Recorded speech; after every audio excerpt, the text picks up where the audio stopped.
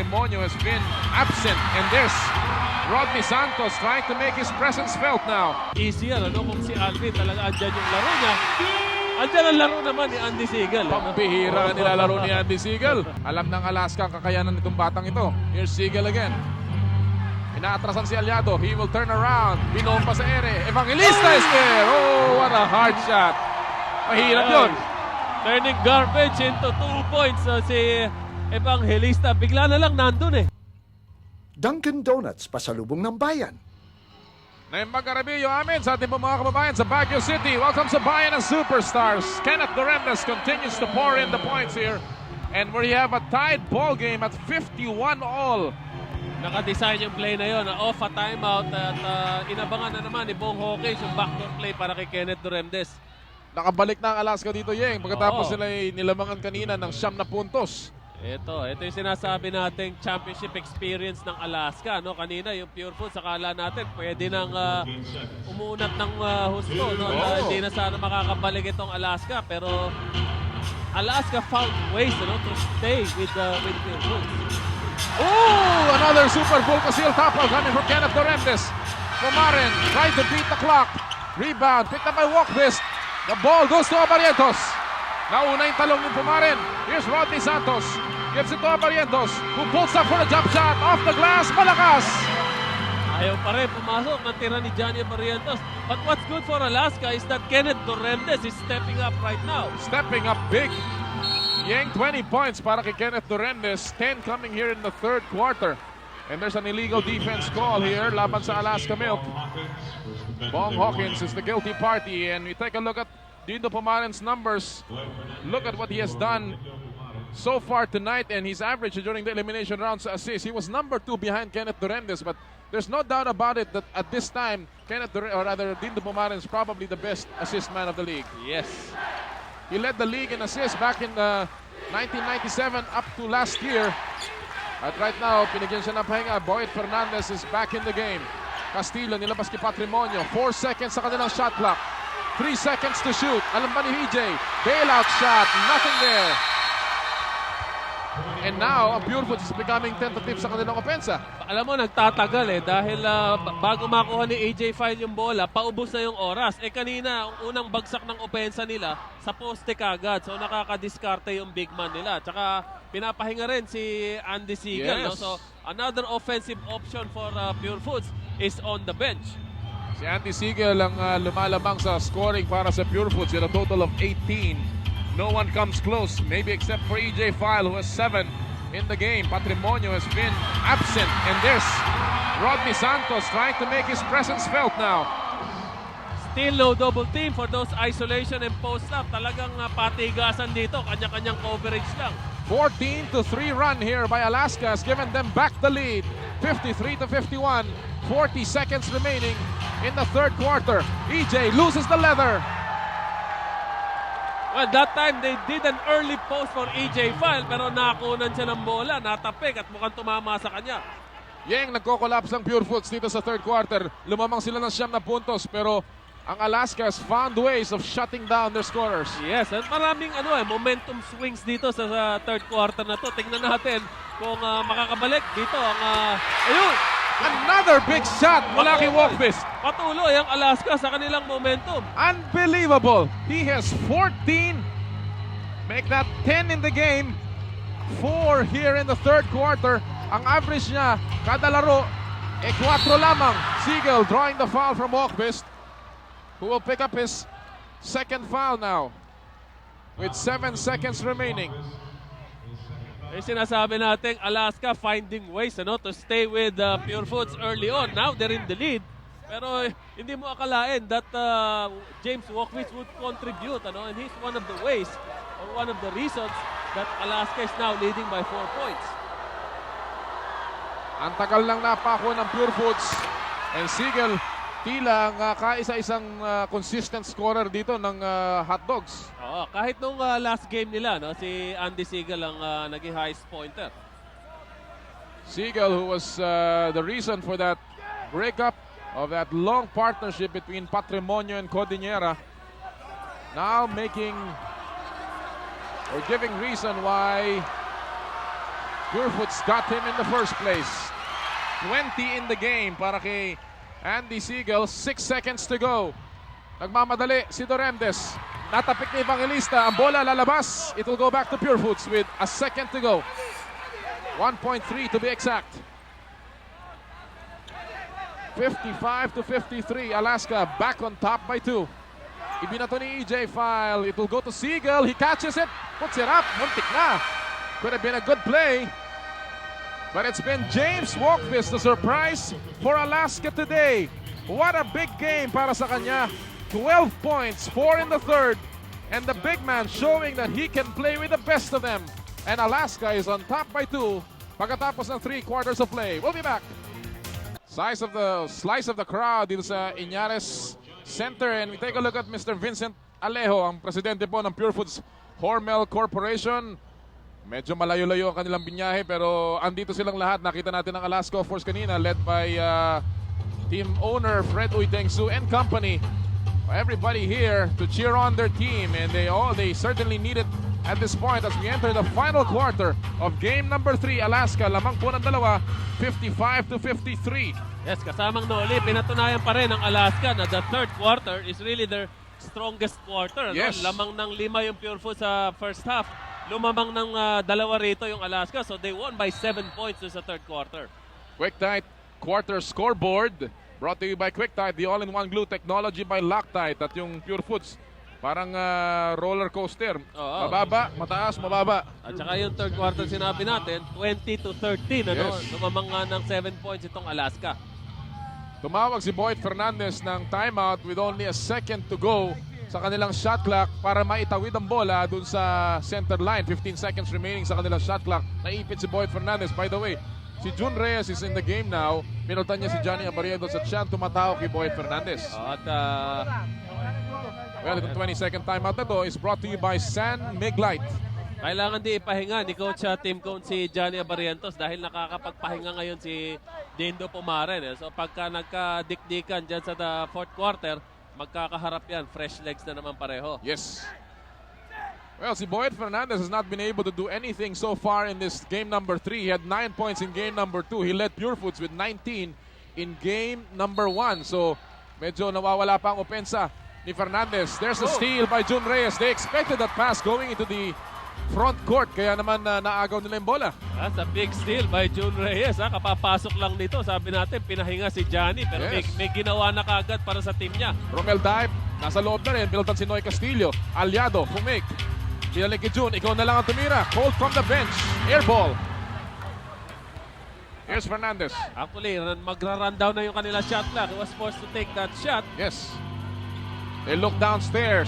Again, Andy Siegel, the 6'9 behemoth with a total of 22 points today. Yun ang absent sa third quarter kanina. No? Hindi nila masyadong pinuntahan yung play na yun sa poste. This is his best scoring game in the finals. 22, breaking his game 2 production. Doremdes nasa labas, laban kay Ray Evangelista. Aangat si Kenneth. There's the foul. Parang may personal battle itong dalawang ito. Kanina sinapal ni Doremdes 2 beses si Evangelista. Evangelista sinapal si Doremdes once in this game. So it's turning out to be a very interesting matchup. At saka match na match sila in terms of yung kanilang physical capabilities. Ano? At saka yung size at saka yung strength nila. Kenneth Doremdes nasa linya for a pair of free throws. Makes the first one. There's Fred Uytengsu. Pinangungunahan ng delegasyon ng Alaska dito sa Antipolo City. Which is about, ang Antipolo, hindi naman kalayuan, especially with traffic. That's why naman maraming galing pa sa Metro Manila na bumiyahe patungo dito. And why not? This is game number 3 of the finals. If you can find tickets. Daep, they're still playing the long court. And it's Alaska giving Purefoots a dose of their own Exactly, medicine. tama yun. May foul doon si Rodney Santos. Rodney Santos tatanggap ng kanyang second foul now. Unang team foul din niya ng Alaska. What a game. And we're happy to have you with us, Philippines. Ating mga kaibigan dyan sa Rojas City, of course sa Antique, at sa Iloilo City. Welcome sa Bayan ng Superstars. Mintis ang tira ni Andy Siegel, Walkfist controls. Walkfist now with a total of 9 rebounds in the game. Torrentes na naman sa tabi. Malakas, pero nahawakan huli ni Romel Daep. Mananatili ang bola sa panig ng Milkmen. Yes, talk about yung roles dito, no? Kenneth Duremdes at saka ito, papasok si Bong Hawkins. These are fourth quarter people. Uy, meron yatang konting problema rito. Oh, tinawagan ng jump ball ni referee Tangonan pagkatapos na naibigay na yung bola sa panig ng Alaska. And, alam mo, may decision na eh. malinaw yun eh. Nahawakan ni Daep yun eh. Tapos pinalitan. So, Ngayon, pinalta ni referee Kalungkagin. Ayun. So, ayan, okay na. Hindi na kailangan ma-high blood yung Alaska. Napatindig lahat eh.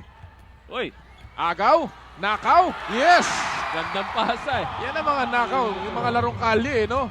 At sinasabi natin, itong Alaska, no? Bong Hawkins, Kenneth Duremdes, these are fourth quarter people. You can depend on them on tight games.